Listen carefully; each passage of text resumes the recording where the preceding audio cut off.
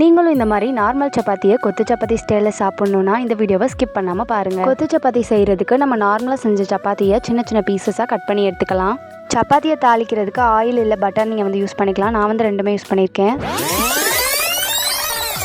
எண்ணெய் நல்லா சூடானோடனே 1 ஸ்பூன் சோம்பு சேர்த்துக்கலாம். சோம்பு நல்லா செவந்தோடனே நம்ம ஏற்கனவே கட் பண்ணி வச்ச 2.5 கை அளவு சின்ன வெங்காயத்தை சேர்த்துக்கலாம். வெங்காயம் நல்லா பொன்னிறமாக செவக்கிற வரைக்கும் தாளிச்சு விட்டுட்டுருங்க. வெங்காயம் இப்போ பொன்னிறமாக செவந்துருச்சு. இப்போ ஏற்கனவே தட்டி வச்ச இஞ்சி பூண்டு 1 ஸ்பூன் சேர்த்துட்டு கூடவே 3 தக்காளி நறுக்கி சேர்த்துக்கோங்க. கூடவே கொஞ்சம் கருவேப்பிலையும் மேலாப்பில் தூவி விட்டுக்கோங்க. எல்லாம் நல்லா வதங்கினோடனே 2 ஸ்பூன் கரம் மசாலா, 1 ஸ்பூன் மஞ்சள் தூள், 2 ஸ்பூன் தனி மிளகாய் தூள், 3 ஸ்பூன் சிக்கன் மசாலா சேர்த்து நல்லா கிளறி விட்டுக்கோங்க.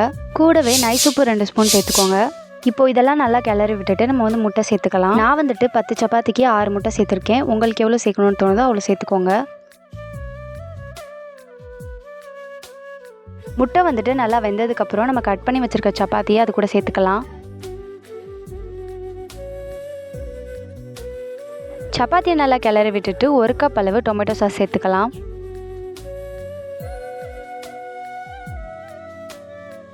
இப்போது ஃபைனல் டச்சிங்காக கொத்தமல்லியை கொஞ்சம் மேலாப்பில் தூவி விட்டுக்கலாம். அவ்வளோதாங்க, டேஸ்ட்டான கொத்து சப்பாத்தி நம்ம வீட்டிலே ரெடி பண்ணியாச்சு. இதே மாதிரி நீங்கள் ட்ரை பண்ணி பார்த்துட்டு எப்படி வந்துச்சுன்னு கமெண்ட்டில் சொல்லுங்கள். கூடவே சப்ஸ்கிரைப் பண்ணிவிட்டு அந்த லைக் பட்டனை தட்டி விட்டுருங்க. பாய் பாய்.